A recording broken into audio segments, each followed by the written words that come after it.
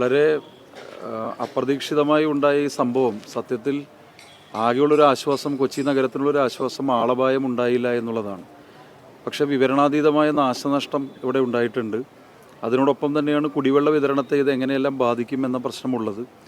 ബഹുമാനനായ മന്ത്രി ശ്രീ റോഷി അഗസ്റ്റിനുമായി ഇത്തരം കാര്യങ്ങളെല്ലാം അതിരാവിലെ തന്നെ ചർച്ച ചെയ്തിരുന്നു.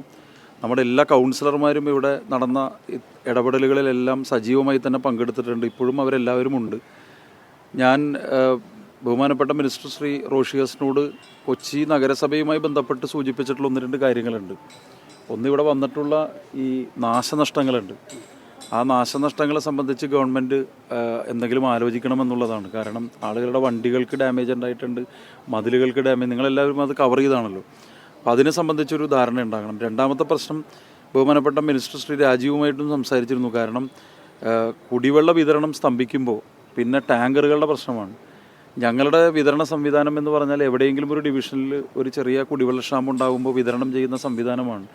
ഞങ്ങളുടെ ആ കോൺട്രാക്ടറിനും അതിനപ്പുറത്തേക്കുള്ള കപ്പാസിറ്റി ഇല്ല എന്നുള്ളൊരു പ്രശ്നമുണ്ട്. അപ്പോൾ മിനിസ്റ്റർ റോഷി അഗസ്റ്റിന് അതിന് സമാന്തരമായ ഒരു സംവിധാനം ഒരുക്കാമെന്ന് പറഞ്ഞിട്ടുണ്ട്. രാജീവ് മിനിസ്റ്റർ പറഞ്ഞൊരു കാര്യം ടാങ്കറുകൾ ലഭ്യമാകുക എന്നുള്ളതാണ്. അപ്പോൾ അതുകൊണ്ടാണ് ഗവൺമെൻറ് തീരുമാനിച്ച് കളക്ടറെ ഇതിൻ്റെ ഏകോപന ചുമതല ഏൽപ്പിച്ചിട്ടുള്ളത്. ഞാൻ മനസ്സിലാക്കുന്നൊരു കാര്യം, നാളെ വാട്ടർ അതോറിറ്റിയുടെ MDയും തിരുവനന്തപുരത്ത് നിന്ന് ഇവിടെ വന്ന് ഈ പ്രവർത്തനങ്ങൾക്ക് നേതൃത്വം കൊടുക്കും എന്ന് തന്നെയാണ് ഞാൻ ബഹുമാനപ്പെട്ട മിനിസ്റ്റർ റോഷി അഗസ്റ്റിനും പറഞ്ഞിട്ടുള്ളത്. അദ്ദേഹം വളരെ സജീവമായി തന്നെ ഈ പ്രശ്നത്തിൽ ഇടപെട്ടു. അദ്ദേഹം മറ്റെല്ലാം മാറ്റിവെച്ചാണ് അദ്ദേഹം ഇവിടെ വന്നിട്ടുള്ളത്. കോർപ്പറേഷൻ്റെ പ്രധാനപ്പെട്ട പ്രശ്നങ്ങൾ ഇത് രണ്ടുമാണ്. ഒന്ന്, അടിയന്തരമായി ഇത് ശരിയാകുന്നത് വരെയുള്ള കുടിവെള്ള വിതരണത്തിൽ ഗവൺമെൻറ് വളരെ സക്രിയമായി ഇടപെടേണ്ടതുണ്ട്, ഇടപെടും എന്ന് തന്നെയാണ് മന്ത്രിമാർ ഉറപ്പ് നൽകിയിട്ടുള്ളത്. സാധാരണഗതിയിൽ ഒരു ദിവസം നിങ്ങൾക്കറിയാം പൈപ്പ് പൊട്ടുമ്പോൾ തന്നെ നമ്മുടെ നഗരത്തിലെ ജലവിതരണത്തെ അത് കാര്യമായി ബാധിക്കാറുണ്ട്. അപ്പോൾ മറ്റെല്ലാ കാര്യങ്ങൾക്കും കൊച്ചി നഗരസഭ വാട്ടർ അതോറിറ്റിയോടൊപ്പം ഉണ്ടാകും. സാങ്കേതികമായ പ്രശ്നങ്ങൾ ഗവൺമെൻറ് വാട്ടർ അതോറിറ്റിയും ഇതെങ്ങനെ ഇനി പുനഃസ്ഥാപിക്കാം എന്നതിനെ സംബന്ധിച്ച് അവർ തന്നെ തീരുമാനമെടുക്കട്ടെ. പമ്പിങ് എന്തെല്ലാം ആലോചിച്ചാലും നമ്മളെല്ലാം ഇത് കാണുമ്പോൾ അത്ര പെട്ടെന്ന് പഴയ രൂപത്തിലേക്ക് ആക്കാൻ കഴിയുന്ന സംവിധാനമല്ല. പകുതി നിർത്തിയിട്ട് പമ്പ് ചെയ്താൽ പോലും, കൂടുതൽ പമ്പ് ചെയ്താൽ പോലും, അതൊക്കെയാണ് ഗവൺമെൻറ് ആലോചിക്കുന്നതെന്ന് തോന്നുന്നു. അതിൻ്റേതായ പ്രയാസങ്ങൾ നേരിടും. പക്ഷേ ഇങ്ങനെ ഒരു സാഹചര്യം ഉണ്ടാകുമ്പോൾ അതിൽ എല്ലാവരും ഒരുമിച്ച് ആക്ട് ചെയ്യുക എന്നുള്ളതാണ് പ്രധാനം. നഗരസഭയുടെ ഉത്തരവാദിത്വം നഗരസഭ നിർവഹിക്കുമെന്നാണ് സൂചിപ്പിക്കാനുള്ളത്.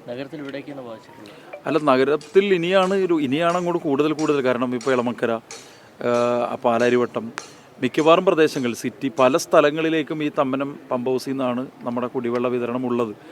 ആകെ ഒരു ആശ്വാസമുള്ളത്, ഈ നമ്മൾ നേരത്തെ തന്നെ മരട് ട്രീറ്റ്മെൻറ്റ് പ്ലാന്റും സംവിധാനങ്ങളും നേരത്തെ JNNURM പദ്ധതിയിൽ നമ്മൾ ഉൾപ്പെടുത്തിയിരുന്നതുകൊണ്ട്, അവിടെ സമാന്തരമായൊരു സംവിധാനം ഉള്ളതുകൊണ്ട് ഇപ്പോൾ തേവര മുതൽ കുമ്പളങ്ങി അത്തരം പ്രദേശങ്ങളുണ്ടല്ലോ, അല്ലെങ്കിൽ ചെല്ലാനം, പള്ളുരുത്തി മേഖല, ഇവിടെയെല്ലാം മരട് ട്രീറ്റ്മെൻറ്റ് പ്ലാന്റിൽ നിന്ന് ആയതുകൊണ്ട് ഒരു ചെറിയ ആശ്വാസമുണ്ട്. മാത്രമല്ല, ഇത് ആലുവയിൽ നിന്നുള്ള പമ്പിങ് ഏതെങ്കിലും കാരണവശാൽ പ്രതിസന്ധിയിലായാൽ സ്വാഭാവികമായും ഒരു ചെറിയ ഭാഗം കാറ്റർ ചെയ്യാൻ, ഒരു പകുതി ഭാഗം കാറ്റർ ചെയ്യാൻ മരട് പമ്പ് ഹൗസിന് കഴിയുമെന്നാണ് ഞങ്ങൾ വിചാരിക്കുന്നത്. അതന്ന് JNNURM ചെയ്തതിൻ്റെ ഒരു പ്രയോജനം നമുക്കുണ്ട്. പക്ഷേ പക്ഷേ ഇതൊക്കെയാണെങ്കിലും കൊച്ചി നഗരത്തിലെ പ്രധാനപ്പെട്ട കുടിവെള്ള സ്രോതസ് എന്ന് പറയുന്നത് ആലുവ പുഴയാണ്, മൂവാറ്റുപുഴയാറല്ല.